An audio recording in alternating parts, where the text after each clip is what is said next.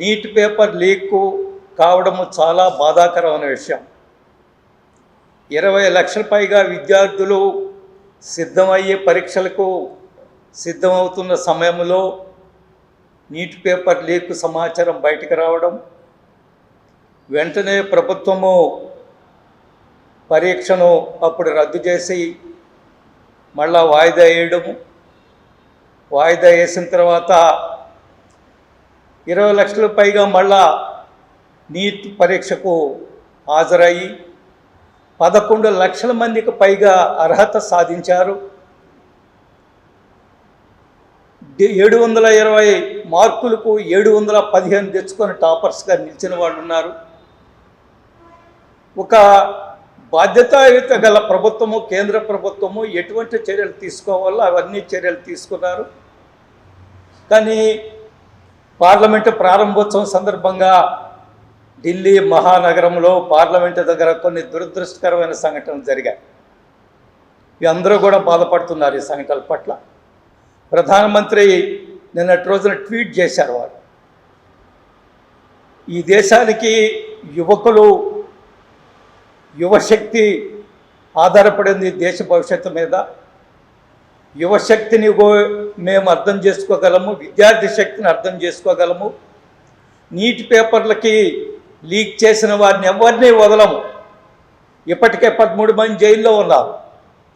National testing agency NTA అధికారులు కూడా arrest చేయడము, వారిని పదవుల నుండి, బాధ్యతల నుంచి తొలగించడం కూడా జరిగింది. అందువల్ల ప్రధానమంత్రి చెప్పారు, ఎవరిని వదిలిపెట్టము, దీని మీద లోతుగా చర్చ చేస్తాము, దోషులందరినీ కూడా శిక్షిస్తాము. అందుకోసం ప్రధానమంత్రి గారు ఫాస్ట్ ట్రాక్ కోర్టులను ఏర్పాటు చేయండి అని కూడా ఆదేశాలు ఇచ్చారు. ఈరోజు ఢిల్లీ హైకోర్టు ఆ విషయం కూడా వేగవంతంగా చర్యలు తీసుకుంటున్నారు. ఫాస్ట్ ట్రాక్ కోర్టులను ఏర్పాటు చేస్తున్నారు. దోషుల్ని సాధ్యమైనంత తొందరలో వారిని చట్టం ముందు నిలబెట్టి శిక్షించే విధంగా చర్యలు తీసుకుంటున్నారు. వీటన్నికంటే ఒక మంచి పరిణామం సోనం వాంగ్చుక్ రాత్రి వారి యొక్క 25 రోజుల ఆమరణ నిరాహార దీక్షను విరమించడం ఏదైతే ఉందో ఇది ఒక మంచి పరిణామంగా మేము భావిస్తున్నాం. వారి దగ్గరికి ఆరోగ్య శాఖ మంత్రి JP నడ్డా గారు, ప్రధానమంత్రి కార్యాలయంలో మంత్రి వారు ఇద్దరు కూడా వెళ్ళి వారితో చర్చించి కొన్ని హామీలు ఇవ్వడం జరిగింది. దీని మీద దోషులను శిక్షిస్తాం, చనిపోయిన వారి నష్టపరిహార విషయంలో ఆలోచన చేస్తాం, భవిష్యత్తులో ఇటువంటి జరగకుండా చూస్తామని హామీ ఇచ్చారు. వారు హామీల మేరకు వారు వాంగ్చుక్ గారు చెప్పారు, ఈ హామీలన్నీ కూడా నా హృదయాన్ని తాకాయని చెప్పారు. వారు ప్రధానమంత్రి గారి నాయకత్వం పట్ల విశ్వాసం వ్యక్తం చేస్తూ వారు ఆమరణ నిరాహార దీక్షను విరమించడం జరిగింది. చాలా మంచి పరిణామం ఇది ఈరోజు. అదేవిధంగా అనేక మంది చాలా దురదృష్టమైన సంఘటనలో పోలీసు వాళ్ళు 120 మంది పోలీసు వాళ్ళు గాయపడ్డారు, అనేక మంది విద్యార్థులు గాయపడ్డారు. నిన్న వాంగ్చుక్ గారు ఆయన ఆమరణ నిరాహార దీక్ష విరమింపు చేస్తూ ఒక విషయం చెప్పారు. కొన్ని సంఘ విద్రోహ శక్తులు వచ్చారు, ఈ ఉద్యమంలో చేరారు, వాడి వల్ల కొంత హింస జరిగిందని వారు కూడా ఆమోదించడం జరిగింది. ఇది ఒక మంచి శుభ పరిణామం. ఎందుకంటే ఏకపక్షంగా మాట్లాడకుండా ఈ ఉద్యమంలో కొంతమంది సంఘ వ్యతిరేక శక్తులు ప్రవేశించారు, వారి వల్ల హింస జరిగిందని కూడా వారు చెప్పకనే చెప్పారు. కాబట్టి ఇది ఒక మంచి పరిణామం. ఈరోజు నీట్ ఎగ్జాము NDA తీసుకొచ్చింది కాదు, అది అంతకుముందు UPA ప్రభుత్వం నుంచి తీసుకొచ్చిన నీట్ ఎగ్జామ్. ఆ నీట్ ఎగ్జామ్ విషయంలో ఈరోజు NDA ప్రభుత్వం అనేక సంస్కరణలు చేసింది. అంతకుముందు నీట్ ఎగ్జామ్ కేవలం 500 కేంద్రాల మధ్యలోనే జరిగేది. నీట్గా జరగకముందు మనకి MSET పరీక్ష ఉండేది. ఆ MSET పరీక్షలు ఏం చేసేది, విద్యార్థులు ఒకసారి ఆంధ్రప్రదేశ్లో రాస్తారు, ఇంకోసారి మళ్ళీ వాళ్ళే తమిళనాడుకి పోయి రాస్తారు, కర్ణాటకకి పోయి రాస్తారు, మిగతా ఇతర రాష్ట్రాలకు కూడా ఎక్కడెక్కడో తిరిగి పరీక్షలు రాసేది.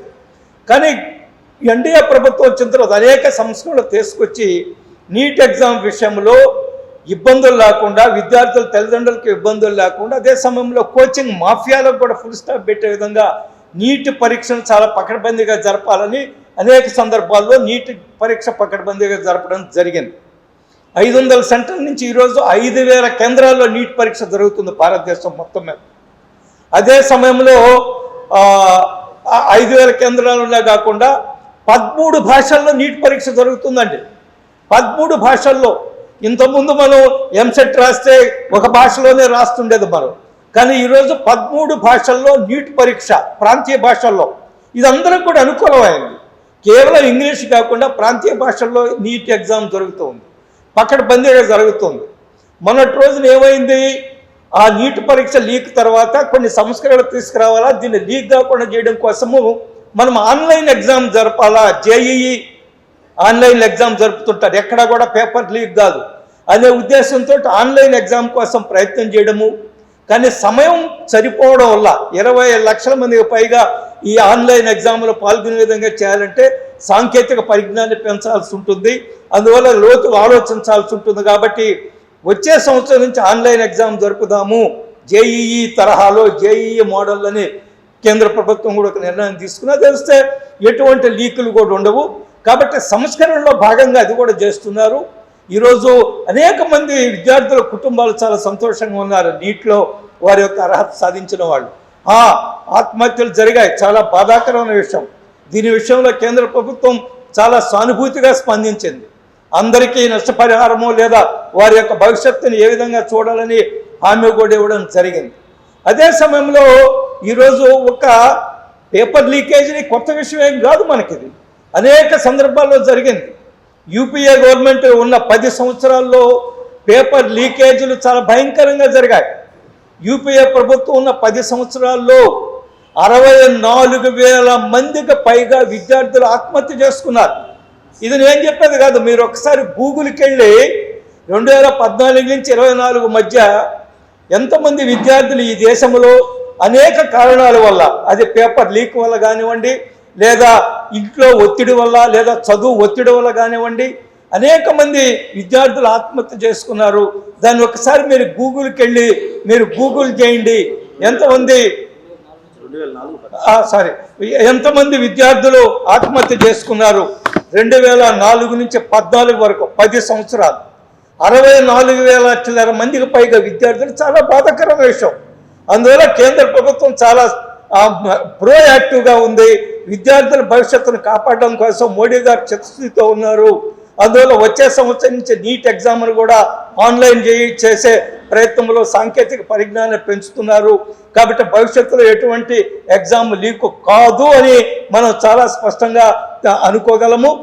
జెన్యున్ విద్యార్థులు ఎవరైతే ఉన్నారో ఉద్యమంలో పాల్గొన్న వాళ్ళ మీద ఎటువంటి కేసులు ఉండవని కూడా చెప్పడం ఇది ఒక శుభ పరిణామము. ఈ దేశ ప్రజలు, విద్యార్థులు ఈ ప్రభుత్వం మీద, మోడీ గారి నాయకత్వం మీద చాలా విశ్వాసంతో ఉన్నారు. గత వారం రోజులుగా, గత 5-6 రోజులుగా జరిగిన సంఘటనలు ఏవైతే ఉన్నాయో కొన్ని చాలా దురదృష్టకరమైన సంఘటనలు. ఇవన్నీ కూడా భారతదేశము మా జాతీయ అధ్యక్షులు చెప్పారు, నితిన్ నబీన్ గారు చెప్పారు, జూలై 20వ తేదీ ఏదైతే ఉందో అది ఒక చీకటి రోజు, బ్లాక్ డే అని చెప్పారు. ఎందువల్లంటే కొన్ని శక్తులు చేసిన ప్రయత్నాల వల్ల జరిగిన సంఘటనలు ఏవైతే ఉన్నాయో అది బ్లాక్ డేగా వారు చెప్పారు. కాబట్టి ఇటువంటి భవిష్యత్తులో ఏమాత్రము రిపీట్ కాకుండా, పునరావృతం కాకుండా కేంద్ర ప్రభుత్వం అన్ని చర్యలు తీసుకుంటుంది.